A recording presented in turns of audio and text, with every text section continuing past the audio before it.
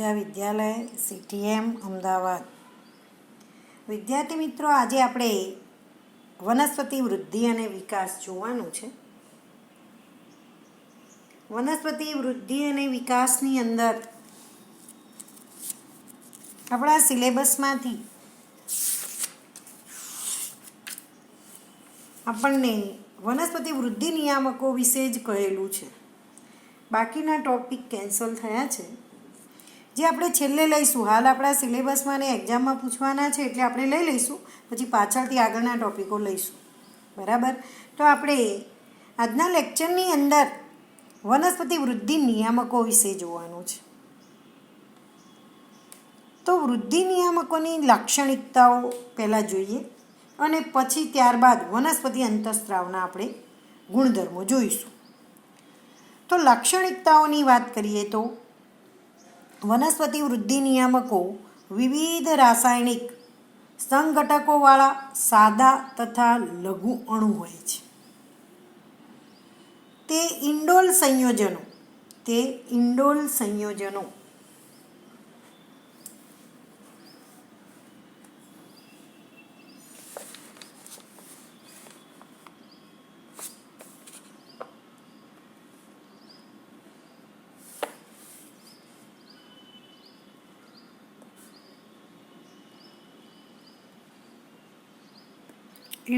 સંયોજનો indole acetic acid, indole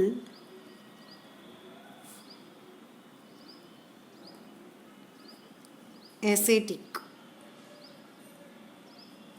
acid,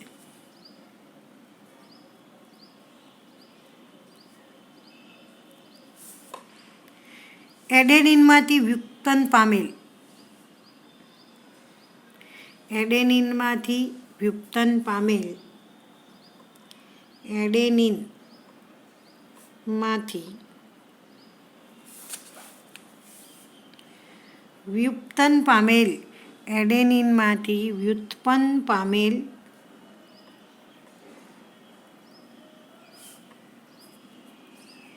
N6 ફર્ફ્યુરાઇલ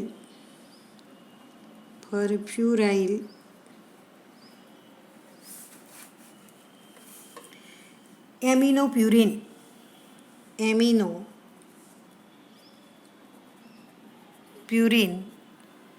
કાઇનેટિન,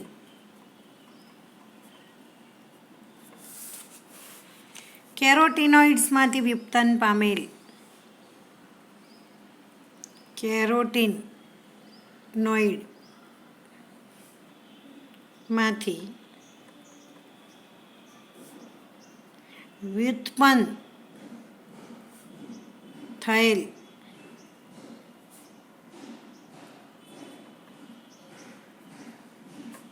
BA ટર્પેન્સ, જિબ્રેલિક acid,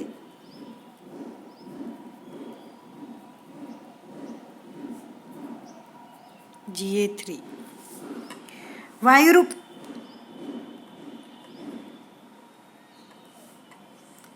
ethylene,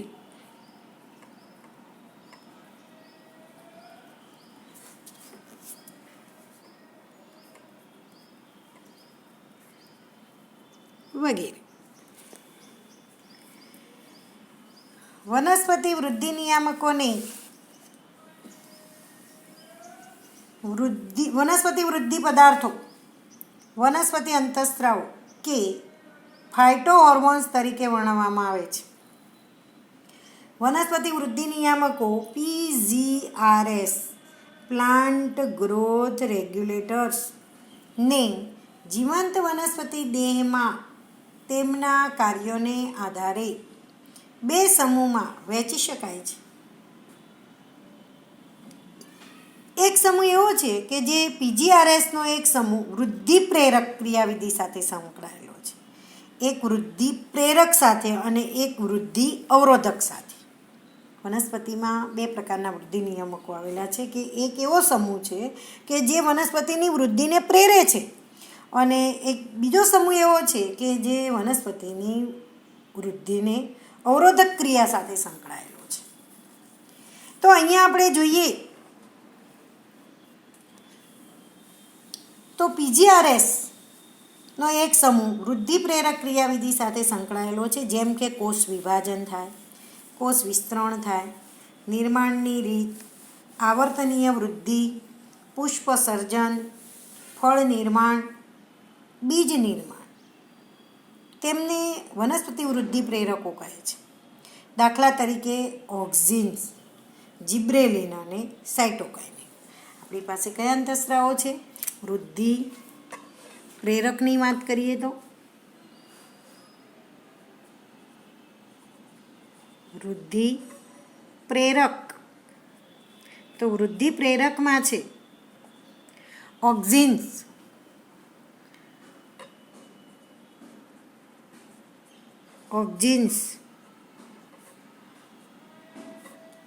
બીજો છે જિબ્રેલિન્સ અને ત્રીજો છે સાઇટોકાઇનિન.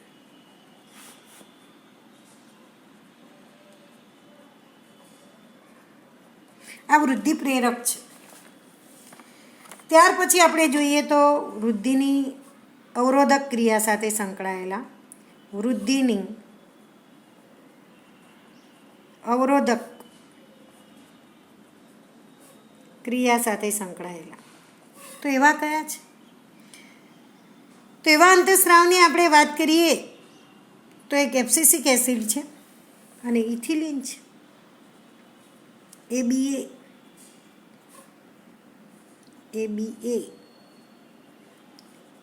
એબ્સિસિક એસિડ અને બીજો છે ઇથિલિન. તો મિત્રો આપણે આ 5 અંતઃસ્રાવો વિશે જોવાનું છે. આખા ચેપ્ટરમાં 5 અંતઃસ્રાવોની જ ચર્ચા આપણે કરવાની છે. તો અહીંયા આપણે જોઈએ તો વૃદ્ધિ પ્રેરકમાં આપણે ઓક્ઝિન, જિબ્રેલિન અને સાઇટોકાઇનિનની વાત કરી. એ સિવાય પીજીઆરએસ જે ગાર ઉજવવાની ક્રિયા તથા જૈવિક કે અજૈવિક તાણ સામે પ્રતિક્રિયા આપવામાં મહત્વનો ભાગ ભજવે છે. તેઓ વૃદ્ધિ અવરોધક ક્રિયાવિધિ સાથે પણ સંકળાયેલા છે. દાખલા તરીકે સુસુપ્તતા, પતન થાય. એબ્સિસિક એસિડ એ વનસ્પતિ વૃદ્ધિ નિયામકના સમૂહમાં સમાયેલો છે. વાયરુ, પીજીઆર, ઇથિલિન કોઈપણ સમૂહની સાથે બંધ બેસે છે, પરંતુ તે વૃદ્ધિની પ્રક્રિયાને વ્યાપક રીતે અવરોધે છે, એટલે કે વૃદ્ધિ અવરોધક છે.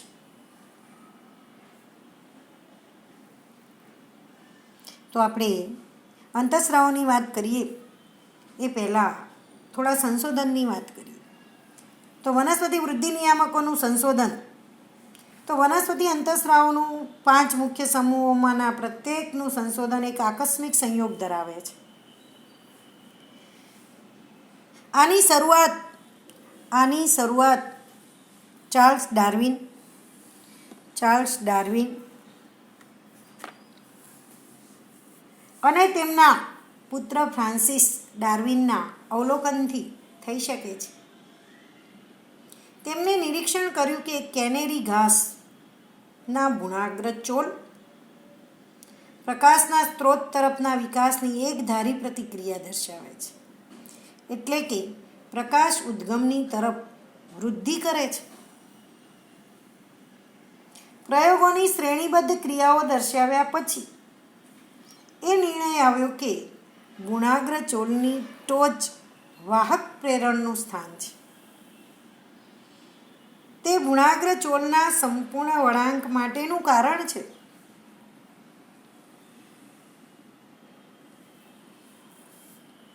આપણે જોઈએ અહીંયા તો એને એવું વળાંક આપેલું આકૃતિની અંદર દર્શાવેલું છે.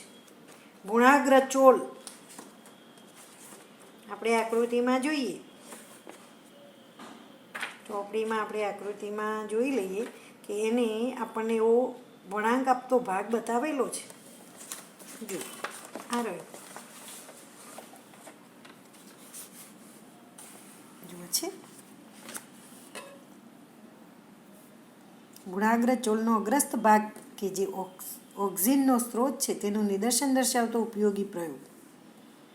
તીર પ્રકાશની દિશાનું શું કરે છે? નિદર્શન કરે છે. બતાવ્યું છે ને.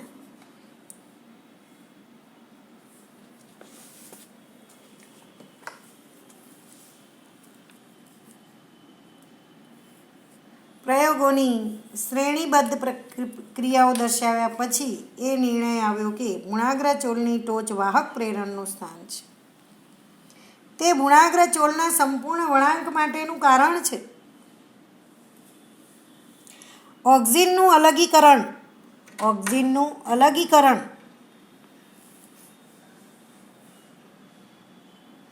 એફડબ્લ્યુએન્ટ દ્વારા જવના બીજાંકુરણના ગુણાગ્રચોલના અગ્રસ્ત ભાગમાંથી કરવામાં આવ્યું હતું. જિબ્રેલિનની શોધની વાત આપણે કરીએ તો બકાને મૂર્ખ બીજાંકુરણ થાય એનો અર્થ એ ડાંગરના છોડનો રોગ છે, જે રોગકારક ફૂગ જિબ્રેલા ફુજીપુરોઈ દ્વારા થાય છે. કરોસોવા વૈજ્ઞાનિકે તંદુરસ્ત ડાંગરના બીજાંકુરણ છોડમાં રોગના લક્ષણો જોયા કે જેઓને ફૂગના જંતુમુક્ત ગાળણની સારવાર આપેલી હતી. આ સક્રિય પદાર્થની ઓળખ ત્યારબાદ જિબ્રેલિક એસિડ તરીકે થઈ. આપણે સાઇટોકાઇનિનની વાત કરીએ તો ફૂગ અને તેના સાથીદારોએ નિરીક્ષણ કર્યું કે તમાકુના પ્રકાંડના આંતરગાંઠના ભાગમાંથી કેલસ ત્યારે જ મેળવી શકાય છે કે જ્યારે ઓક્સિન ઉપરાંત વાહક પેશીઓના સત્વ, ઈસ્ટનું સત્વ, નારિયેળનું દૂધ કે ડીએનએ પૂરક સ્વરૂપે માધ્યમમાં આપવામાં આવ્યું હોય. સ્કૂગ અને મિલરે પછીથી સાઇટોકાઇનેસિસ પ્રેરક સક્રિય પદાર્થની ઓળખ કરી અને તેનું સ્ફટિકીકરણ કરીને તેઓને તેને કાઇનેટીન નામ આપ્યું. એબ્સિસિક એસિડની આપણે શોધ જોઈએ તો 1960ના મધ્યમાં 3 અલગ અલગ સંશોધકોએ વિવિધ પ્રકારના 3 અવરોધકોનું શુદ્ધિકરણ તેમજ રાસાયણિક લાક્ષણિકરણ નોંધ્યું. તેઓના અવરોધક બી અને એપ્સિસિન 2 તેમજ ડોર્મિન નામ હતા. ત્યારબાદ આ ત્રણેય પદાર્થો રાસાયણિક રીતે એક સરખા સાબિત થયા અને તેનું નામકરણ એબ્સિસિક એસિડના રૂપમાં કરવામાં આવ્યું. ઇથિલિનની શોધ જોઈએ તો કજિન્સે નોંધ્યું કે પાકેલા સંતરામાંથી મુક્ત થતો બાષ્પશીલ પદાર્થ તેની નજીકમાં રાખેલા અપરિપક્વ કે કાચા કેળાને ઝડપથી પકવી નાખે છે. ત્યારબાદ આ બાષ્પશીલ પદાર્થને ઇથિલિન તરીકે ઓળખવામાં આવ્યો હતો, જે એક વાયુમય પીજીઆર છે. તો મિત્રો અહીંયા આપણે એને શોધ વિશે જોયું, બધા અંતઃસ્રાવોની. હવે આપણે સ્ટેપ બાય સ્ટેપ એક એક અંતઃસ્રાવોની ચર્ચા કરીએ. તો પહેલાં આપણે ઓક્સિનની વાત કરીએ. તો ઓક્સિનની આપણે વાત કરીએ તો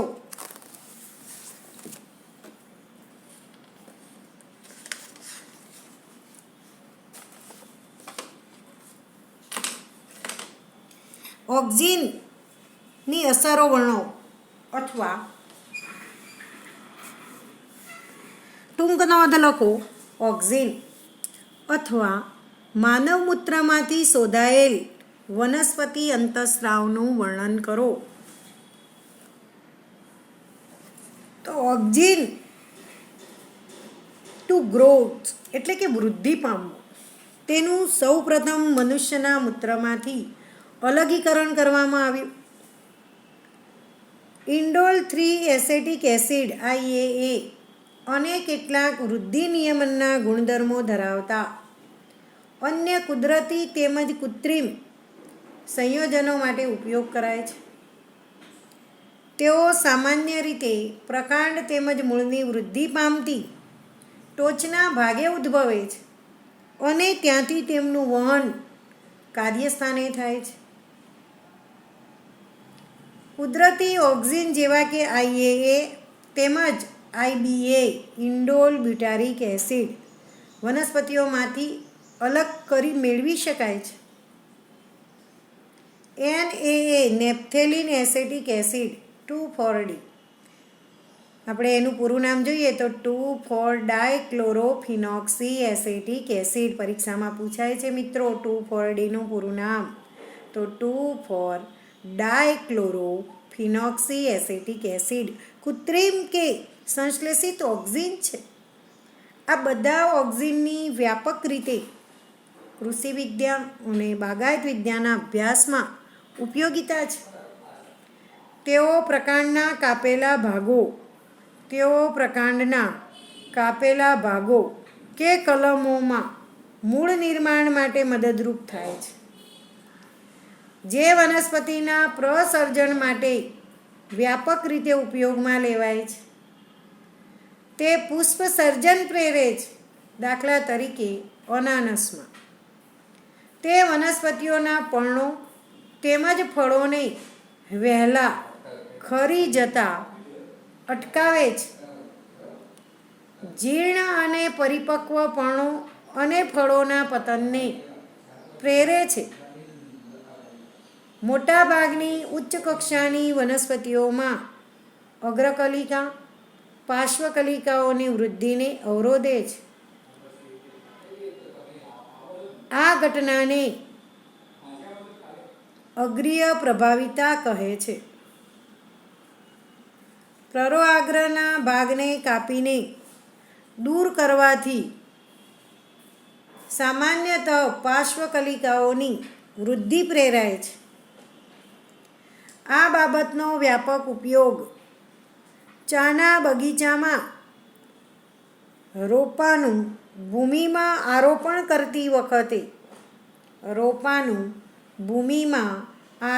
કરતી વખતે તેમજ વાડ બનાવવામાં ઉપયોગી બને છે. ઓક્સિન અફલિત ફળ વિકાસને પ્રેરે છે. જેમ કે ટામેટામાં તેનો વ્યાપક રીતે તૃણનાશક તરીકે ઉપયોગ થાય છે. 2,4-D બોડા પ્રમાણમાં દ્વિદળી નીંદણનો નાશ કરે છે, પરંતુ પરિપક્વ એકદળી વનસ્પતિઓ પર તેની અસર થતી નથી. તેનો ઉપયોગ 2,4-D માળીઓ દ્વારા નીંદણવિહીન લોનને તૈયાર કરવામાં થાય છે. ઓક્સિન્સ જલવાહકના વિભેદનનું નિયંત્રણ કરવામાં અને કોષ વિભાજનમાં પણ મદદરૂપ થાય છે. તો મિત્રો આપણે આ ઓક્સિન વિશે જોઈ ગયા. હવે આવે છે જિબ્રેલિન્સ. જિબ્રેલિન્સ એ વૃદ્ધિ પ્રેરક અંતઃસ્ત્રાવ છે. 100થી વધુ જિબ્રેલિન્સ વિવિધ સજીવો જેવા કે ફૂગ અને ઉચ્ચ કક્ષાની વનસ્પતિઓમાં નોંધાયા છે. તેઓને GA1, GA2, GA3 આવી રીતે GA4, GA5 છે 100થી વધારે છે એ રીતે નામ આપવામાં આવ્યા છે. જો કે જિબ્રેલિક એસિડ GA3 એ પહેલાં સંશોધન થયેલ જિબ્રેલિન્સ છે અને ત્યારે સૌથી વધારે સઘનતાથી અભ્યાસ કરાયેલ સ્વરૂપ છે. બધા જિબ્રેલિક એસિડ GA3 એસિડિક હોય છે. આપણે હવે એની અસરોની વાત કરીએ તો તેઓ વનસ્પતિઓમાં એક વ્યાપક માત્રામાં દેહધાર્મિક પ્રતિક્રિયા દર્શાવે છે.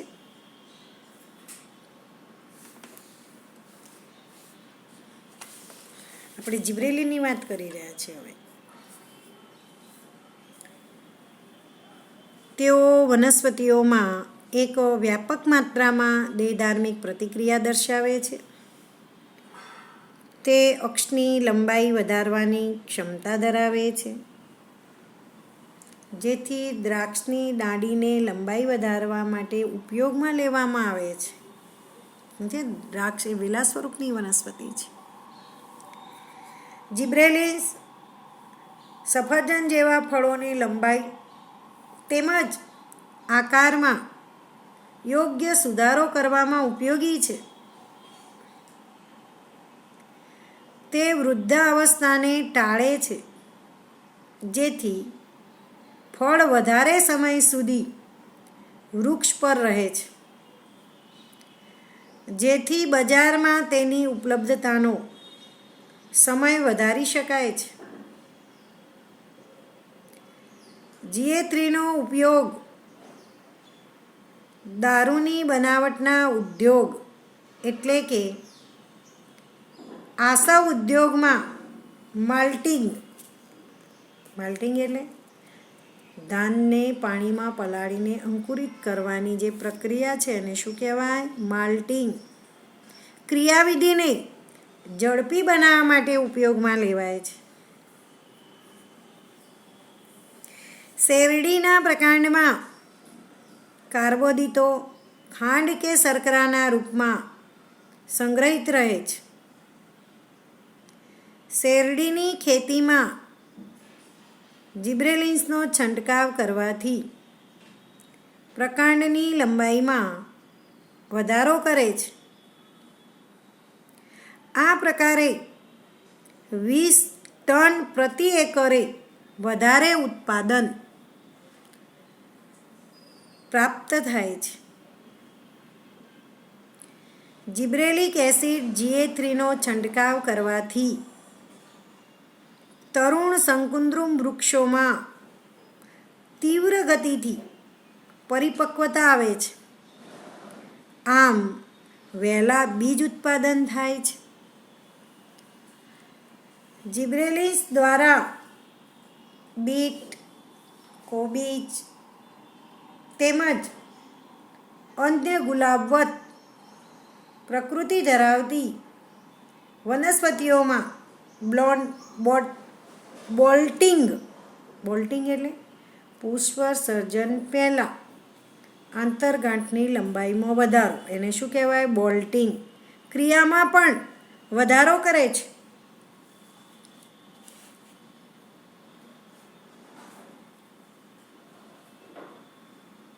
તો મિત્રો, આપણે આ જિબ્રેલિનની અસરો જોઈ.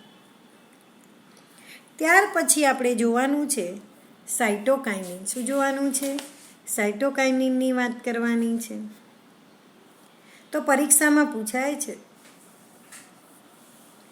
સાઇટોકાઇનિન્સ વિશે વર્ણવો અથવા વનસ્પતિને સદાબહાર રાખતો અંતઃસ્ત્રાવ વર્ણવો અથવા હેરિંગ માછલીના શુક્રકોશમાંથી શોધાયેલ વનસ્પતિ અંતઃસ્ત્રાવ વર્ણવો. સાઇટોકાઇનિન્સ કોષરસ વિભાજન પર વિશિષ્ટ અસર ધરાવે છે. તે કાઇનેટીન એડિનિનનું રૂપાંતરિત સ્વરૂપ ધરાવતું એક પ્રકારનું પ્યુરિન સ્વરૂપે સ્વયં વિખંડનીય પદાર્થ તરીકે હેરિંગ માછલીના શુક્રકોષના DNAમાંથી સંશોધન પામેલ છે. કાઇનેટીન વનસ્પતિઓમાં નૈસર્ગિક રીતે પ્રાપ્ય નથી. નૈસર્ગિક રીતે સાઇટોકાઇનિનની શોધ મકાઈના બીજ દેશેસ અને નાળિયેરના દૂધમાંથી જીએટીન સ્વરૂપે અલગ કરી શકાય છે. ફરીવાર, નૈસર્ગિક રીતે સાઇટોકાઇનિનની શોધ મકાઈના બીજ દેશેસ અને આપણે મકાઈનો છેદ દોર્યો તો એમાં લખ્યું હતું મકાઈનો બીજ દેશેસ અને નારિયેળના દૂધમાંથી જીએટીન સ્વરૂપે અલગ કરી શકાય છે. જીએટીનના સંશોધન પછી અનેક સાયટોકાઇનિનના પ્રાકૃતિક કે નૈસર્ગિક સ્વરૂપ છે અને કોષ વિભાજન પ્રેરક પ્રવૃત્તિ ધરાવતા કેટલાક સંશ્લેષિત સંયોજનો ઓળખી શકાય છે. નૈસર્ગિક સાયટોકાઇનિન્સ વનસ્પતિના એવા પ્રદેશોમાં સંશ્લેષિત થાય છે કે જ્યાં ત્વરિત કોષ વિભાજન થતું હોય. એનું પ્રાપ્તિ સ્થાન જોઈએ તો મૂળની ટોચ, વિકાસશીલ પ્રરોકલિકાઓ અને તરુણ ફળ. આપણે એની અસરોની વાત કરીએ તો તે નવા પર્ણોમાં હરિતકણના સર્જનમાં મદદરૂપ થાય છે. પ્રરોની પાર્શ્વવૃદ્ધિ અને અસ્થાનિક પ્રરોના સર્જનમાં ઉપયોગી છે. કોષ રસ વિભાજન પર વિશિષ્ટ અસર ધરાવે છે. કોષ વિભાજનની ક્રિયા સાથે સંકળાયેલ છે. અગ્રીય પ્રભાવિતામાંથી મુક્તિ અપાવે છે. તે પોષક દ્રવ્યોના વિતરણને પ્રેરે છે. પર્ણોના પતનને અટકાવે છે. તો મિત્રો, આપણે આ સાયટોકાઇનિનની અસરો જોઈ. હવે આપણે વૃદ્ધિ અવરોધક ક્રિયા સાથે સંકળાયેલા અંતઃસ્રાવોની વાત કરવાની છે. એમાં આપણે પહેલાં ઇથિલિનની વાત કરી. પરીક્ષામાં પૂછાય છે, ઇથિલિન વિશે સમજાવો અથવા બાષ્પશીલ અંતઃસ્રાવ વિશે વર્ણવો. ઇથિલિન એક સરળ વાયુરૂપ પીજીઆર છે. પીજીઆર એટલે વનસ્પતિ વૃદ્ધિ અંતઃસ્રાવની વાત છે. તે જીર્ણ પામતી પેશીઓ અને પાકેલા ફળો દ્વારા વધારે પ્રમાણમાં સંશ્લેષણ પામે છે. એની અસરોની આપણે વાત કરીએ તો વનસ્પતિઓની અનુપ્રસ્થ કે સમક્ષિતિજ વૃદ્ધિ, અક્ષોની જાડાઈમાં વધારો કરે છે. દ્વિદળી બીજના બીજાંકુરણમાં અગ્રીય પ્રવર્ધમય સંરચના પર અસર પહોંચાડે છે. પર્ણો તેમજ પુષ્પોમાં જીર્ણતા તેમજ પતનને પ્રેરે છે. તે ફળોને પકવવામાં ખૂબ જ અસર કરતા છે. ફળ પક્વનની ક્રિયા દરમિયાન તે શ્વસન દર વધારે છે. શ્વસન દરમાં થતો આ વધારો આકસ્મિક શ્વસન કહે છે. ઇથિલિન બીજ અને કલિકાની સુષુપ્તતાને તોડે છે. મગફળીના બીજમાં અંકુરણની શરૂઆત કરાવે છે. બટાટાના ગ્રંથિલનું અંકુરણ કરાવે છે. ઇથિલિન ઊંડા પાણીમાં ડાંગરના છોડમાં આંતરગાંઠ પર્ણદંડની લંબાઈને પ્રેરે છે. આપણે ઉપયોગની વાત કરીએ તો તે પર્ણો કે પ્રરોઆગ્રાના ઉપરી ભાગોને પાણીથી ઉપર રાખવામાં મદદરૂપ થાય છે. તે મૂળની વૃદ્ધિ તેમજ મૂળરોમના નિર્માણને પ્રેરિત કરે છે, જેથી વનસ્પતિઓમાં શોષણ સપાટી વધારવામાં મદદરૂપ થાય છે. અનાનસમાં પુષ્પસર્જન કરવાની શરૂઆતમાં ઉપયોગી છે અને ફળને યોગ્ય સમયે પરિપક્વતા તરફ લઈ જવામાં મદદરૂપ થાય છે. આંબામાં પુષ્પ સર્જનને પ્રેરિત કરે છે. ઇથિલિન ઘણી દેહધાર્મિક પ્રક્રિયાઓનું નિયમન કરે છે.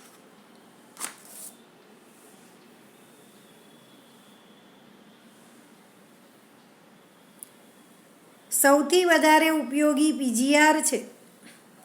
ઇથિલિનના સ્ત્રોત તરીકે સૌથી વધારે ઉપયોગી સંયોજન ઇથિફોન છે. ઇથિફોન જલીય દ્રાવણમાં ત્વરિત રીતે શોષણ પામે છે અને વનસ્પતિમાં વહન પામે છે તથા ધીમે ધીમે ઇથિલિનને મુક્ત કરે છે. ઇથિફોન ટામેટાં તેમજ સફરજન જેવા ફળોમાં પરિપક્વતાનો વેગ વધારે છે. પુષ્પો તેમજ ફળોના પતનની તીવ્રતા દર્શાવે છે. કપાસ, ચેરી અને અખરોટનું પાતળું થવું તે કાકડીમાં માદા પુષ્પોની સંખ્યામાં વધારો કરે છે, જેથી પાકની ઉત્પાદકતામાં વધારો થાય છે. ત્યાર પછી આપણે જોઈશું એબ્સિસિક એસિડ. પરીક્ષામાં પૂછાય છે.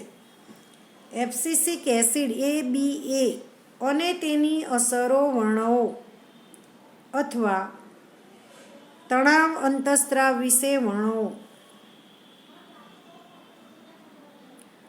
1960ના મધ્યમાં ABAની શોધ પતન તેમજ સુષુપ્તતાના નિયમન કરનારી તેની ભૂમિકા માટે થઈ છે.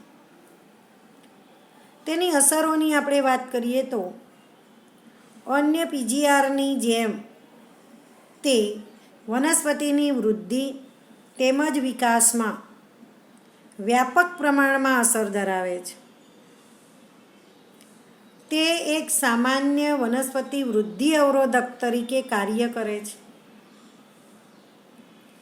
તે વનસ્પતિની ચયાપચયની ક્રિયાને અવરોધે છે. ABA બીજના અંકુરણને અવરોધે છે. તે અધિસ્તરમાં આવેલા વાયુરંધ્રોને બંધ કરવા પ્રેરિત કરે છે. વનસ્પતિઓને વિવિધ પ્રકારના તણાવો માટેની સહનશીલતામાં વધારો કરવાની ક્ષમતા બક્ષે છે. આ કારણસર તેને તણાવ અંતઃસ્ત્રાવ કે સ્ટ્રેસ હોર્મોન પણ કહે છે. ABA બીજના વિકાસ, પરિપક્વતા, સુષુપ્તતા વગેરેમાં મહત્ત્વની ભૂમિકા ભજવે છે. બીજની સુષુપ્તતા પ્રેરિત કરીને ABA બીજને શુષ્ક તેમજ વૃદ્ધિ માટે પ્રતિકૂળ પરિબળોથી બચાવે છે. ઘણી બધી પરિસ્થિતિઓમાં ABA જિબ્રેલિક એસિડ માટે એક પ્રતિરોધક ભૂમિકા ભજવે છે. છેલ્લે આપણે જોઈ લઈએ કે વનસ્પતિ અંતઃસ્ત્રાવોની સામાન્ય અસરો જોઈએ તો વનસ્પતિઓની વૃદ્ધિ, વિભેદન અને વિકાસ માટે એક કે અન્ય પ્રકારના પીજીઆર કોઈકને કોઈક ભૂમિકા ભજવે છે. આ ભૂમિકાઓ પૂરક કે પછી પ્રતિરોધક પણ હોઈ શકે. આ ભૂમિકાઓ વ્યક્તિગત કે સંયુક્ત રીતે સહાયક હોઈ શકે છે. વનસ્પતિઓના જીવનમાં ઘણી ઘટનાઓ થાય છે જ્યાં એક કરતાં વધારે પીજીઆરની આંતરક્રિયા ઘટનાઓને અસર કરે છે.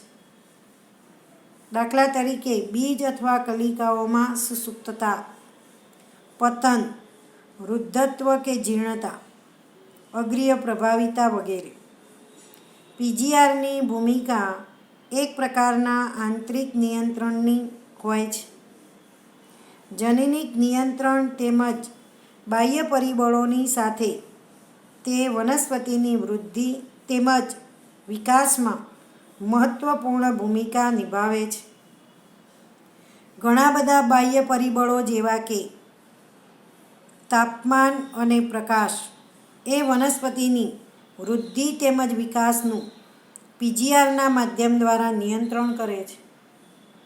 વાસંતીકરણ, પુષ્પસર્જન, સુસુપ્તતા, બીજાંકુરણ, વનસ્પતિ હલનચલન માટે તે ઉપયોગી છે. તો મિત્રો આપણે અહીંયા અંતઃસ્રાવોની ચર્ચા કરી. તો મિત્રો આપણે આ ચેપ્ટરની અંદર આટલો ટોપિક ભણવાનો છે. હવે આપણે આવતા લેક્ચરમાં